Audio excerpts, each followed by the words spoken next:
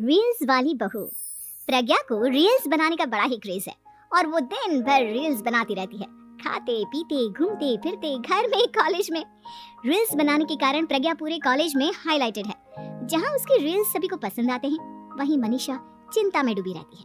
एक रोज जब खाते हुए प्रज्ञा रील्स बना रही होती है, तब मनीषा कहती है, 1 मिनट भी चैन नहीं है इस लड़की को।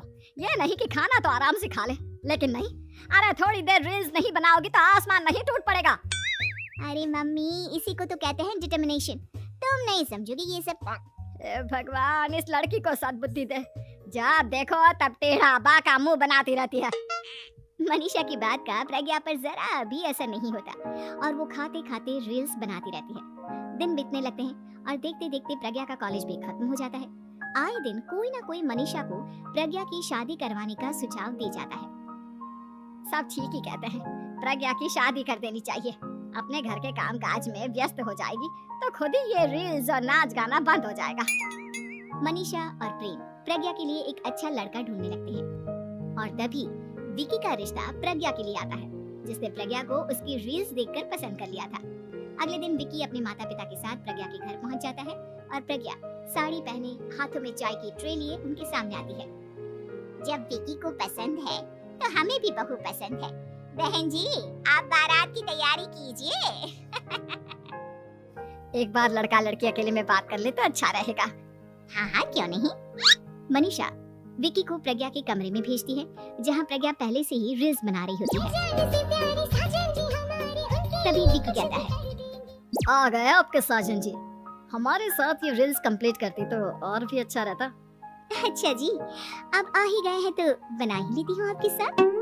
दोनों मिलकर रील्स बनाते हैं। जब वी मीट और तुरंत पोस्ट भी कर देते हैं। फिर विकी कहता है, जब आप साड़ी में चाय लेकर आई तब मुझे लगा कि कहीं मैं गलत घर में तो नहीं आ गया। अब सही है। दोनों की शादी पक्की हो जाती है और शादी के दिन भी प्रज्ञा रील्स बनाने से चूकती नहीं, यहाँ तक कि बारात के समय भी नाचते हुए रील्स बनाती है। सभी लोग प्रज्ञा की तारीफ के पुल बांध देते हैं और प्रज्ञा नाचती गाती अपने ससुराल चली जाती है। सब कुछ अच्छा चल रहा होता है। प्रज्ञा यहाँ भी दिन भर हर चीज की रील्स बनाती रहती है। लेकिन कुछ दिनों के बाद जब सुनीता कहती है, बहू, ये रील्स के साथ साथ कुछ काम भी कर लिया करो। वैसे तुझे और क्या क्या बनाना आता है? मम्मी जी, वैसे तो सब कहते हैं कि मैं सब कुछ अच्छा बनाती हूँ, लेकिन मुझे लगता है कि मैं मैगी अच्छा बना लेती हूँ। हाँ, कॉफी भी अच्छा बना लेती हूँ और मुंह तो सबसे अच्छा बना लेती हूँ। हैं? अच्छा। सुनीता अपना माथा पकड़ लेती है और कहती है, बहू, कुछ खाना बनाना भी सीख लेती। मम्मी जी, मैं लंबी प्लानिंग कर रही हूँ। जल्दी ही मैं इतनी फेमस हो जाऊंगी कि मुझे पैसे मिलने लगेंगे। हम दोनों सास बहू राज करेंगे, राज नौकर काम करेंगे और लोगों की तो लाइन लगेगी हमसे मिलने के लिए। तेरा दिमाग खराब हो गया है क्या बहू? हंसी मजाक तक ठीक है, लेकिन इस तरह घर नहीं चलते। जितना जल्दी हो इस घर के तौर तरीकों को सीख लो।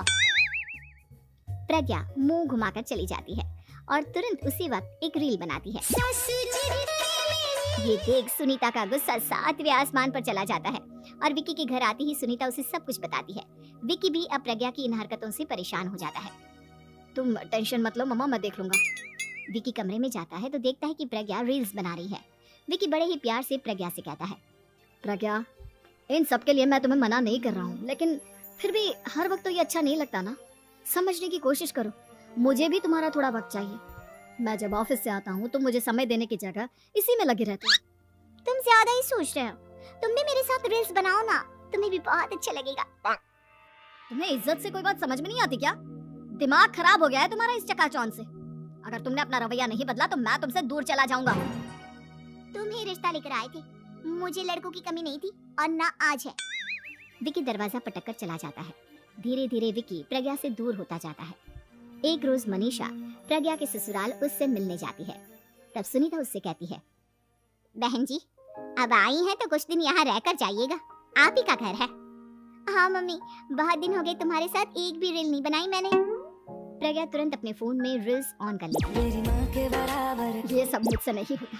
तेरा ये भूत अभी तक नहीं उतरा क्या? बहन जी, आप कुछ कहती नहीं क्या इसे? जब आप ही कुछ नहीं कर पाई तो मैं कर ही क्या सकती हूँ। सास तो वैसे ही बदनाम है। शाम को घर की लाइट चली जाती है और मनीषा प्रज्ञा से कहती है, मेरे घुटनों में बहुत दर्द हो रहा है, तू लाइट का कुछ इंतजाम करना बेटा।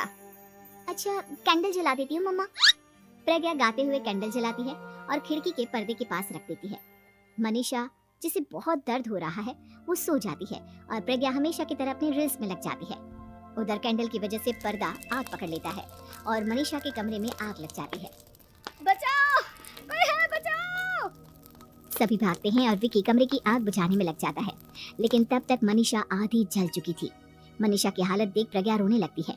विकी मनीषा को तुरंत हॉस्पिटल ले जाता है और उसे एडमिट कराता है। विकी प्रज्ञा से कहता है, देख लिया ना, तुम्हारे इस नाच गाने की वजह से आज तुम्हारी माँ की जान जाते जाते रह गई। अब पता नहीं तुम और क्या चाहती हो। उधर डॉक्टर कहते हैं, इनकी हालत बहुत नाजुक है, आधे से ज्यादा जल चुकी है। प्रज्ञा रोती हुई मंदिर में जाती है और भगवान के आगे जाकर कहती है, भगवान, मेरी माँ को ठीक कर दो। मैं कसम खाती हूँ, हाथ से ये रील्स बनाना छोड़ दूंगी। बस मुझे मेरी माँ वापस मिल जाए। 2 दिन बीत जाते हैं और मनीषा खतरे से बाहर आ जाती है। पेशेंट अब ठीक है, आप लोग उनसे मिल सकते हो। सब कोई मनीषा से मिलता है और प्रज्ञा सबके सामने अपना फोन तोड़ देती है। मुझे माफ कर दो मम्मा, मैंने तुम लोगों की बातों को नजरअंदाज किया। बेटा, कोई भी चीज जरूरत से ज्यादा खराब है। मैंने तुम्हें रील्स बनाने से कभी मना नहीं किया, लेकिन हर वक्त एक ही चीज तो सही नहीं है। मैं समझ गई हूँ मम्मा, आई एम सॉरी। प्रज्ञा उस दिन से रील्स बनाना छोड़ देती है और पूरी तरह से अपने घर में लग जाती है।